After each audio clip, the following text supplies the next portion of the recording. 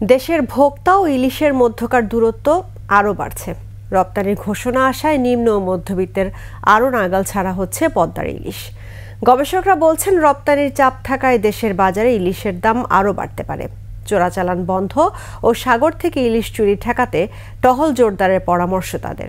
পাশাপাশি ইলিশ ধরার নিষেধাজ্ঞার সময় নির্ধারণে বাংলাদেশ ভারতের মধ্যে সমন্বয়ের কথাও বলছেন গবেষকরা। বিস্তারিত শিউলি শবনমের রিপোর্টে।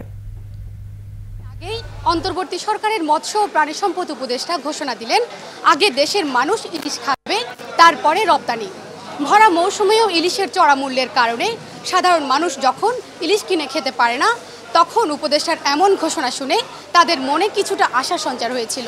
তারা ভেবেছিলেন এবার অন্তত ভারতে ইলিশ যাবে না, কিন্তু এরই মধ্যে 3000 টন ইলিশ পাঠানোর সিদ্ধান্ত নিয়েছে সরকার।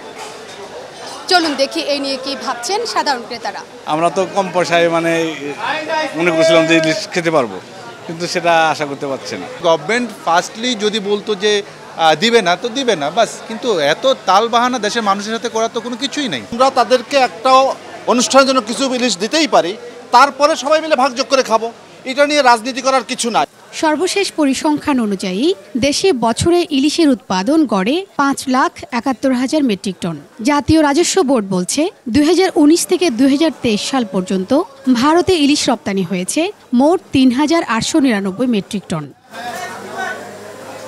রপ্তানির চাপ থাকলে ইলিশের চড়া দাম আরও চড়ে।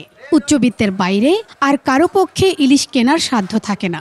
উৎপাদনের কিছু অংশ যখন আরেকটি জায়গাটাতে যাবে, তখন হয়তো বাজারে চাহিদা তার একটু বেড়ে যায়, মূল্যের একটা তারতম্য অবশ্যই তখন ঘটে। তো এটা এই বাহিরে দেওয়া ছাড়াও কিন্তু কখনো ইলিশের দাম কমে না, এটা নিয়ে বরাবরই প্রশ্ন থেকে গেছে। এদিকে বাংলাদেশের সোনাদিয়া সহ বিভিন্ন জলসীমা থেকে অবৈধভাবে ভারতীয় জেলেদের ইলিশ চুরি ও পাচারের অভিযোগ দীর্ঘদিনের। তার উপর ডিম ছাড়ার মৌসুমে বাংলাদেশ ইলিশ ধরায় নিষেধাজ্ঞা দিলে তা দেশের জেলেরা মানলেও ভারতীয় জেলেরা মানে না। ওয়ালটন টেলিভিশন মাত্র 25,490 টাকায় পাচ্ছেন গুগল টিভি। চোরাচালান রোধ সহ সংকট সমাধানে জলসীমান্তে টহল জোরদারের পাশাপাশি দুই দেশের ইলিশ ধরার নিষেধাজ্ঞার সময় সমন্বয়ের পরামর্শ গবেষকদের। উভয় দেশের এই সময়টা যে একই সময় বা কাছাকাছি সময় হয়, যেটি আমাদের বাংলাদেশ মৎস্য গবেষণা ইনস্টিটিউটের গবেষণার ফলাফল থেকে এটা করা হয়েছে।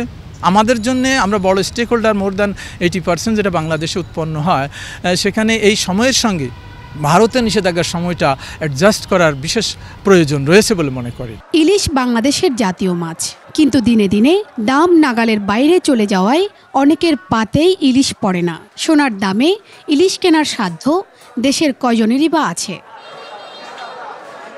শিউলি শবনম, 21 টেলিভিশন, ঢাকা।